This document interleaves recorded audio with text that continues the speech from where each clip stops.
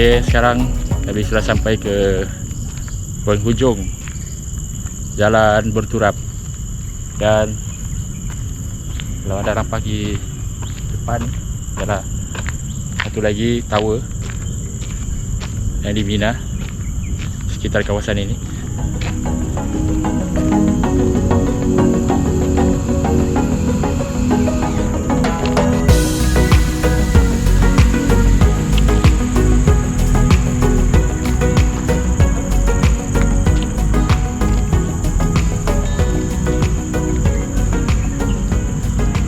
Dan meneruskan perjalanan ke Terjun.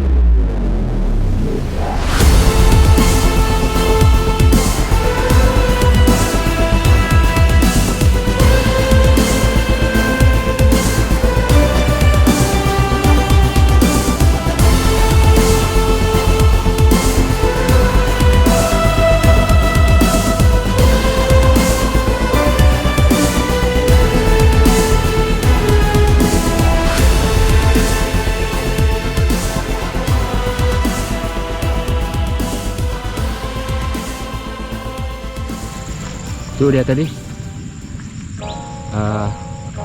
menara terakhir di mana jalan berturap tamat. Jadi kita sekarang berada di bawah. Kalau kita tengok kedudukan sekarang kita berada di bawah. Okey. Kalau tidak silap sebelah utara tower tersebut. Okey. Tengok. Kita ada jembatan itu.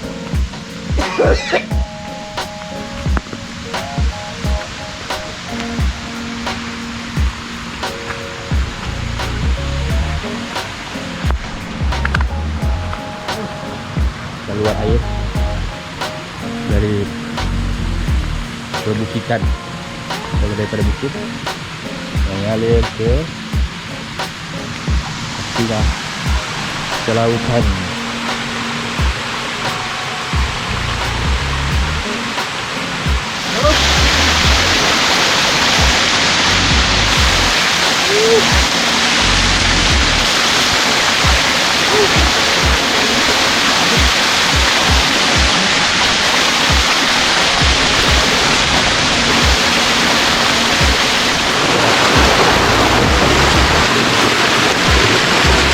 sekarang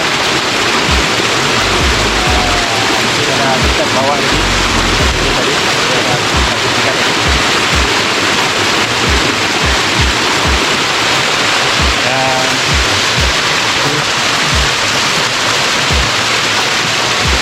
Dan kayu dulu.